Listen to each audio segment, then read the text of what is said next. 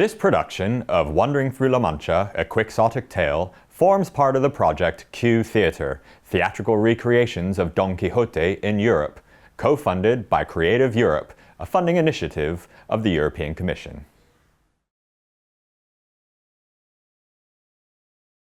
When Cervantes was a younger man, he served in the Navy, and on his way back to Spain after his naval service, the ship that he was on was captured by pirates, and he spent the next 5 years as a slave in northern Africa.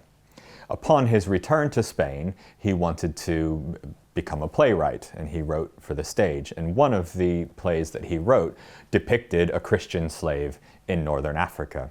And many people believe this to be a quasi-autobiographical character.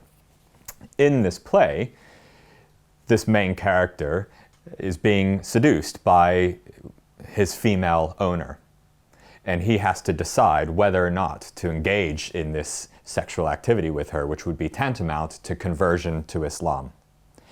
At the time, if a Christian slave did convert to Islam, it would actually make his life quite a bit easier, and he could even eventually perhaps buy his freedom. However, if he were ever to return to Spain, he would then have to answer to the Inquisition as to why he converted, and if he truly was Muslim or if he still remained a Christian. And in this scene, two allegorical characters appear on stage called Necessity and Opportunity. And they almost serve as the conscience of this other character, saying, you have the opportunity to convert and have a better life, and you also have the necessity to do it. And they're trying to convince him, and he is battling his conscience on what to do, and ultimately he does not convert to Islam. He does not engage in any kind of intimacy with this woman. So this is part of Cervantes' claim to be the first person to show what he called the hidden thoughts of the soul on stage. These are exteriorizations of the character's thoughts and feelings on stage.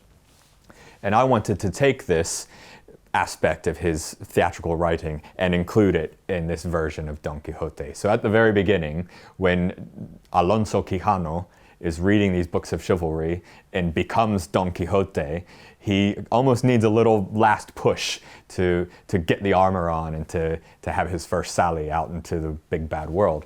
So ambition and opportunity appear, and they speak to him, but in the same way as in Cervantes' play, there's not direct dialogue with the allegorical characters and the human character. Rather, the human character repeats the lines that are said by the allegorical characters as an indication that these are his thoughts and feelings.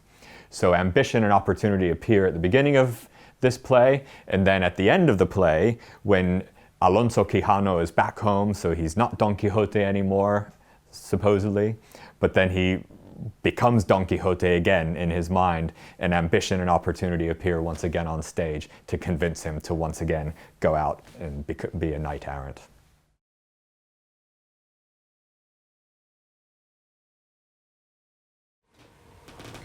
In some small village in La Mancha, the name of which I do not care to remember, there lived a minor nobleman of the type that has an old lance on the wall, a rusty suit of armour worn by some ancestor in an age gone by, an ancient horse ready for the knacker's yard, and all in a comfortable homestead, filled with chickens and tended to by his niece and housekeeper. This man, aged about 60, spent his summer days in his library to escape the heat of the angry sun and his relatively boring existence. His extensive library boasted great works of antiquity, such as Virgil's Iliad, tales of chivalry and romance, such as stories about King Arthur and his Knights of the Round Table, and Amadis of Gaul, the great knight-errant, and finally works by some more contemporary writers, such as Miguel de Cervantes. One July day, something happened to Alonso Quijano, or Quijada, the man in question. He read so many of his favourite books of chivalry that his brains must have dried up in the heat or something, because he soon was overtaken by his ambition to undertake the same vocation as the great knights of old, and he quickly created the opportunity for himself to do it.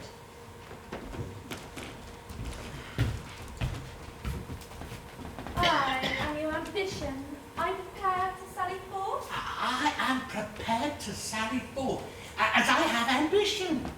I am the opportunity presented to you by fate. My destiny in this world has presented me with a rare opportunity. The glory is yours, if you have the stomach to pursue it. I have the will and the fortitude to seek out my glory. This is your chance to live forever in people's memories.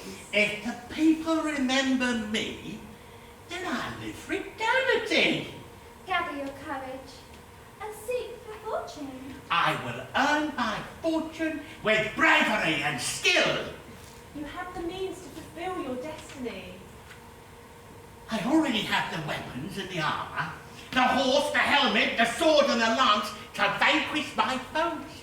Come forth, Sir Knight, and become hero you are supposed to be. My companion ambition swells your passions. My partner opportunity provides the possibilities for your ambition to come to fruition. We make a good team. Ambition and opportunity can also be a dangerous combination. But the humans are the ones who create the danger. We are blameless for whatever actions this old man takes. Agreed? Agreed. Our work here is done, my friend. Now, let's go enjoy the show.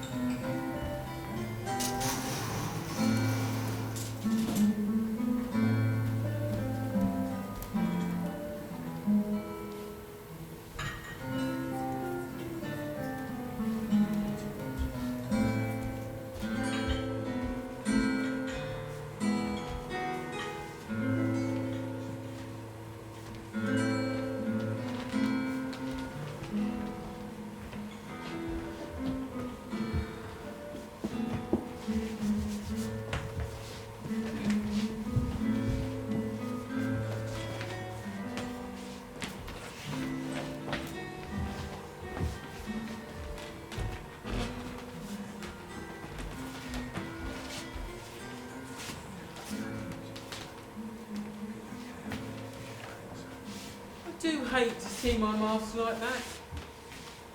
He seems to be falling quite ill quickly. Is he going to die? We're all going to die, Sancho. What Father Perez means, Sancho, is that we don't think that whatever is affecting him is fated. Maybe having it dawn on him that he's not a knight errant has moved him to paralysis due to humiliation. We mustn't exasperate the issue by making him feel embarrassed. It's not really his fault. I see. I suppose I was also the butt of your jokes for following the old fool on his quest. Never, my friend. I will make sure no one makes you feel foolish either. We cannot blame people who see things that aren't really there, and nor should we see them as entertainment. We should always seek to assist wherever our assistance is needed. I'm just pleased that we got him home safely, and hopefully we can get the notion out of his head that he is meant to be anything but a country gentleman. I must say that while I do respect Don Alonso, I will miss the company of the famous Don Quixote of La Mancha. Hey. Arise, Sir Knight. Your country needs your bravery. My country needs my valour. As I am knight of the realm, The giant approaches. This is your chance to defend your village. my village needs protection. As the giant comes forth to destroy us. Your work is incomplete. Sally forth once more and earn your glory. Mine will be the glory if I set out once more. My work is not yet finished. Sir, Don Quixote, sir. Are we off looking for a great adventure? Mancha, my squire, is that you? Yes, yes, the giant is coming, and we must defend our home. His courage has surfaced. He will now live up to his fame. The priest and the barber congratulated themselves for bringing you home, and Esperanza, your niece, is distracted by her exhaustion. Now is your opportunity. Sancho! Come, Sancho! We ride again! Yes, sir. Don Quixote and Sancho Panza. Ride again.